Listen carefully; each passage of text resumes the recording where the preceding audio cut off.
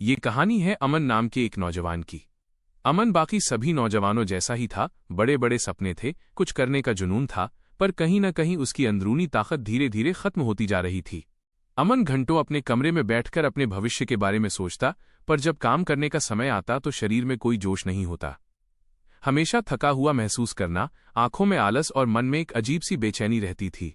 वो जानता था कि उसे पढ़ना है, उसे अपने प्रोजेक्ट पूरे करने हैं, पर उसकी सारी शक्ति छोटी छोटी चीजों में, बेकार की आदतों में और मन के बहकावे में बर्बाद हो जाती थी। उसे लगता था कि वो अपने सपनों और अपनी जिम्मेदारी के बीच फंस गया है।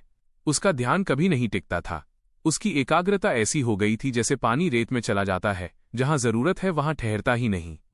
वो खुद से रोज वादा करता, आज से सब बदल दूंगा, पर अगले ही पल वो फिर हार जाता। उसे लगने लगा था कि वो खुद का गुलाम बन गया है और अपने शरीर या मन पर उसका कोई कंट्रोल नहीं है। एक दिन हताश होकर अमन ने अपने कॉलेज के पास एक पुराने जिम और योगा सेंटर में वक्त बिताना शुरू किया। वहां उसकी मुलाकात एक बुजुर्ग ट्रेनर से हुई जिन्हें सब गुरुजी कहते थे। अमन ने उन्हें अपनी परेशानी बताई कि उसके पास सपने हैं, पर उन्हें पूरा करने की ऊर्जा नहीं है। गुरुजी मुस्कुराए और बोले, बेटा, तुम्हारी ऊर्जा खत्म नहीं हो रही, तुम उसे गलत रास्ते पर बहा रहे हो। तुम्हारा शरीर एक कुएं जैसा है और तुम्हारी ऊर्जा उस कुएं का पानी।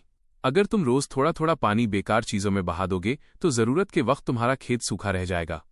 गुरुजी ने उसे एक बहुत बड़ी बात सिखाई। तुम्हारी इच्छाएं बुरी नहीं हैं, पर तुम्हारी इच्छा शक्ति कमजोर है। जिस दिन तुम अपनी इच्छाओं को नियंत्रित करना सीख जाओगे, उस दिन तुम्हारी ऊर्जा दलदल से निकलकर नदी बन जाएगी, जो तुम्हें तुम्हारे लक्ष्य तक ले जाएगी। अमन को बात समझ आ गई। उसने तुरंत अपनी जिंदगी बदलनी शुरू कर दी। उसने अपनी ऊर्जा को बर्बाद करने के बजाय उसे रूपांतरित करना शुरू किया। जब भी उसका मन भटकता या शरीर में बेचैनी होती, वो तुरंत उठकर दौड़ना शुरू कर देता, जिम जाता और जोरदार कसरत करता। उसने अपनी सारी बेचैन ऊर्जा को पसीने और मांसपेशियों की ताकत में बदल दिया।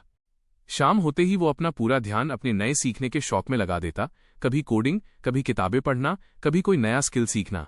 उसने अपनी सारी खाली जगह और खाली समय को रचनात्मक काम से भर दिया। अमन ने छोटे छोटे वादे खुद से पूरे करना शुरू किया। जल्दी उठना, सही खाना खाना। जब उसने इन छोटी चीजों पर नियंत्रण पाया तो उसे एहसास हुआ कि वो अपनी बड़ी इच्छाओं पर भी जीत हासिल कर सकता है। धीरे धीरे अमन में जबरदस्त बदलाव आया। जो थकावट रहती थी वो अब ऊर्जा में बदल गई। जो आलस था वो अब सुबह जल्दी उठने के जोश में बदल गया।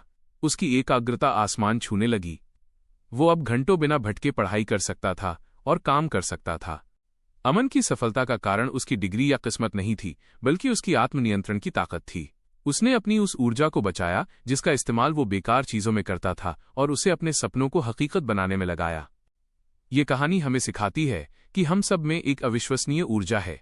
अगर हम इस ऊर्जा को बचाएं और इसे अपने शरीर और दिमाग पर नियंत्रण पाने में लगाएं, तो हम जीवन में कुछ भी हासिल कर सकते हैं।